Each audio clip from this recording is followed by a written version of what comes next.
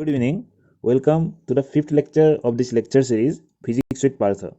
So this is the fourth part of the running chapter, Kinetic Theory of Gases. Quickly revise our previous class. In our previous class, we have seen some deduction from kinetic theory of gases, where we have seen Graham's law of diffusion and Dalton's law of partial pressure. Before that also we have seen 4-5 laws. So the thing is, I have just introduced you with the mathematical formulation of these laws, but there are some associated graphs along with those laws, so which you need to check. And in our coming lectures, I hope I will be able to show you some of the graphs. Okay, some questions will come related to those graphs, so those are very important. Next, we have seen ideal gas equation, RMS speed in terms of temperature, average kinetic energy of a molecule.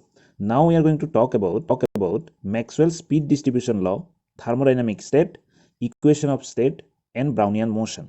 Okay, let's talk about Maxwell's speed distribution law. So this is very important statistical law. This gives the distribution of the speed of the molecules in a gas sample. That means the different gas molecules in a sample that is having different speeds. Now this law tells us how these speeds are distributed. That is, suppose molecule 1 is having speed v1, molecule 2 is having speed v2, molecule 3 is having speed v3. Like that, there will be n number of molecules having different speed. Now we are going to check how these speeds are distributed among the molecules.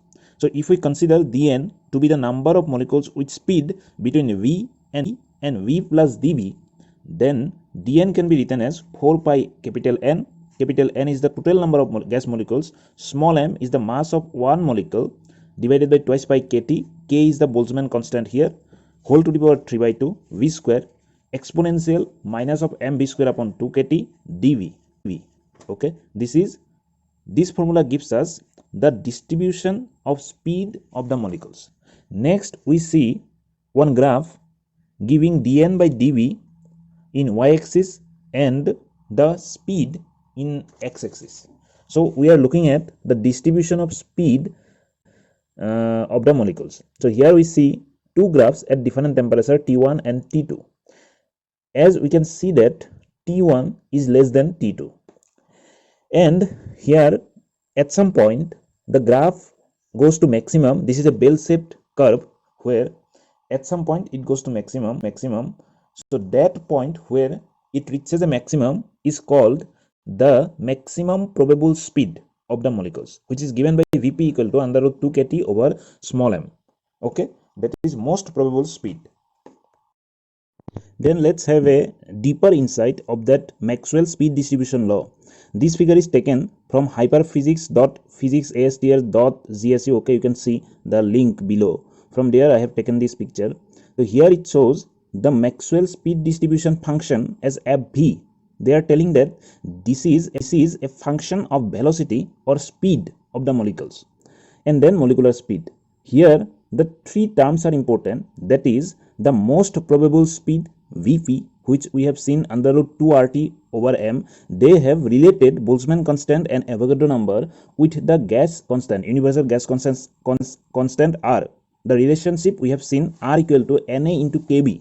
We were giving in term of that Boltzmann constant, they have written in term of universal gas constant. Okay, then they told about the average speed of the gas molecule, which is under root 8 RT over pi m, then RMS speed. So as you can see that most probable speed will be the maximum, then there will be V average, then there will be V RMS. So this is just a statistical distribution law which you need to check, and the law is very important, or this law is very important in terms of considering the behavior of ideal gas or some real gases also. Next, let's quickly revise our thermodynamic state, which we have seen in previous classes also. So given a sample of substance, it has some parameters which are uniquely specified. That means the parameters which uniquely specifies the thermodynamic state of a system is called thermodynamic state, and those parameters are very important in defining the thermodynamic state. Okay, there will be pressure, volume, temperature, and internal energy, and many other parameters of an ideal gas which defines the thermodynamic state. In it, pressure and volume, these two parameters independently defines the thermodynamic state of an ideal gas, related by PV equal to nRT, that ideal gas equation. Okay. Talk about equation of state. The equation of state for any substance is described by interrelation of thermodynamic state parameters for an ideal gas, which is given as PV equal to nRT. For a real gas, the size of the gas molecule is not negligible compared to the separation between them. We have assumed some basic postulates of kinetic theory of gases, which gives us this kind of equation, but in reality the size of the gas molecule is not negligible compared to the separation between them. That is why there will be some attractive and repulsive interaction between the gas molecules also.